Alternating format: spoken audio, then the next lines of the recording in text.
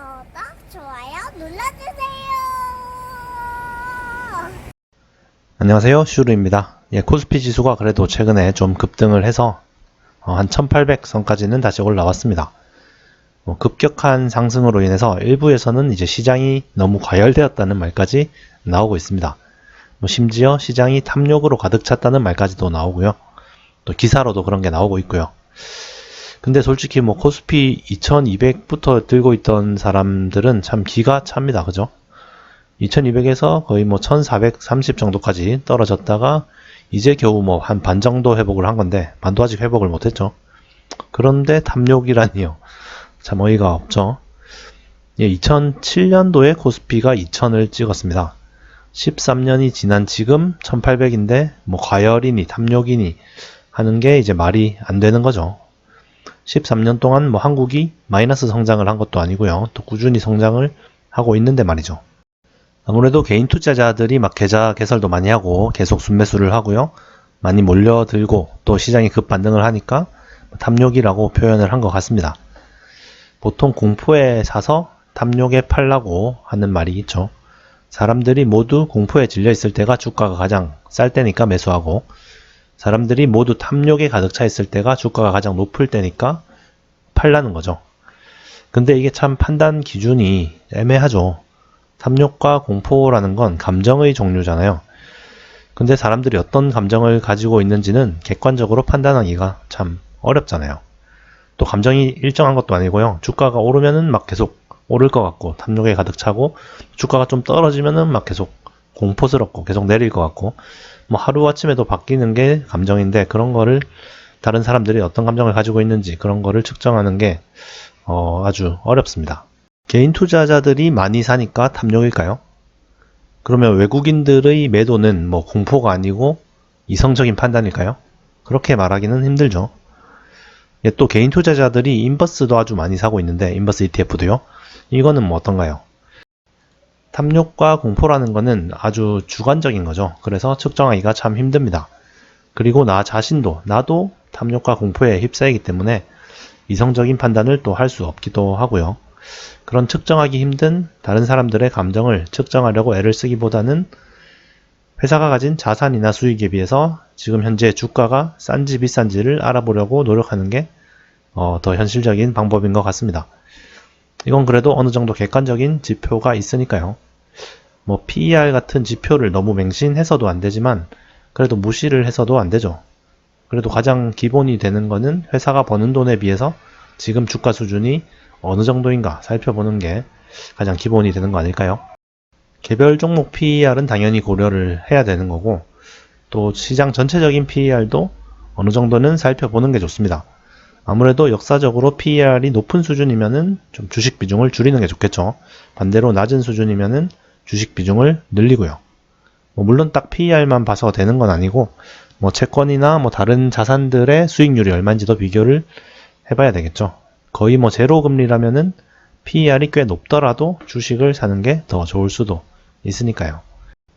예를 들어서 이런 사이트 들어와 보면은 S&P 500 지수의 PER이 나와 있는데요.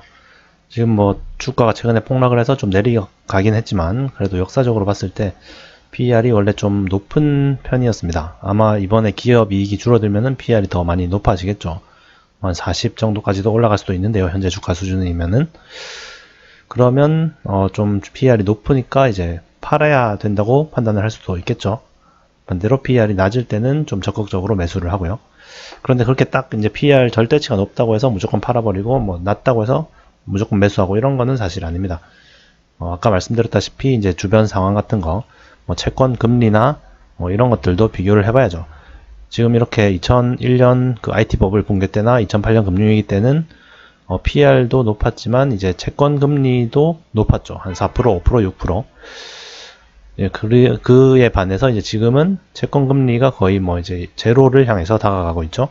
그렇기 때문에 PER이 좀 다소 높다 하더라도 이제 금리가 제로기 때문에 돈을 하나도 못 받는 것보다는, 이자를 하나도 못 받는 것보다는 그래도 돈을 조금이라도 버는 기업에 투자를 하는 게 더 좋을 수도 있다고 생각을 하고요.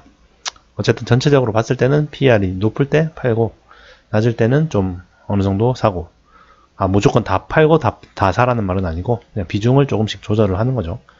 뭐 극단적으로 막 다 팔고 다 사고 이러면 안 되고 어느 정도 이제 확률적으로 접근을 하는 거죠. PER이 높을 때는 아무래도 다시 떨어질 확률이 높으니까 주식 비중을 좀 줄이고, PER이 낮을 때는 그래도 오를 확률이 높으니까 주식 비중을 좀 늘리라는 거죠. 예, 봄이 왔습니다. 한국에는 봄, 여름, 가을, 겨울 4계절이 뚜렷하죠.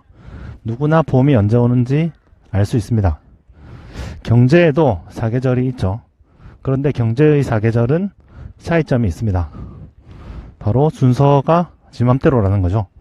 그래서 누구도 정확하게 예측을 할 수가 없습니다. 레이 달리오라는 투자의 거장이 4계절 포트폴리오라는 걸 제시했죠. 그거를 제시한 이유는 경제의 4계절을 예측할 수가 없기 때문에 각 계절에 맞는 포트폴리오를 극단적으로 선택하기보다는 모든 계절을 대비할 수 있는 포트폴리오를 일반 투자자들에게 제시를 한 겁니다. 그만큼 경제의 4계절은 예측을 하기가 힘들다는 거죠. 겨울이 수년 동안 지속될 수도 있고, 봄이 왔다가도 갑자기 다시 겨울이 될 수도 있습니다. 그래서 정확하게 예측을 한다는 것은 아주 위험한 일이죠. 하지만 어느 정도 확률은 계산을 해볼 수가 있습니다. 봄이 될 확률, 여름이 지속될 확률. 그래서 확률이 좀 불리하다 싶으면은 주식 비중을 좀 줄여야 되겠고, 그리고 또 봄이 올 확률이 높다 싶으면은 주식 비중을 좀 늘려야 되겠죠. 지금은 우리 경제가 봄, 여름, 가을, 겨울 중에서 아무래도 겨울에 해당하는 것 같습니다. 전염병 때문에 사람들이 밖에 나가지도 않고, 식당도 잘 안 다니고, 한국은 많이 다니기는 하는 것 같지만, 전 세계적으로는 아주 힘든 상황인 것 같은데요. 그래도 확실한 거는 언젠가는 또 봄이 온다는 사실이죠. 겨울이 얼마나 길어질지는 모르겠지만, 어쨌든 다들 잘 살아남으셔서, 봄을 맞이할 수 있었으면 좋겠습니다. 예, 오늘도 시청 감사드립니다.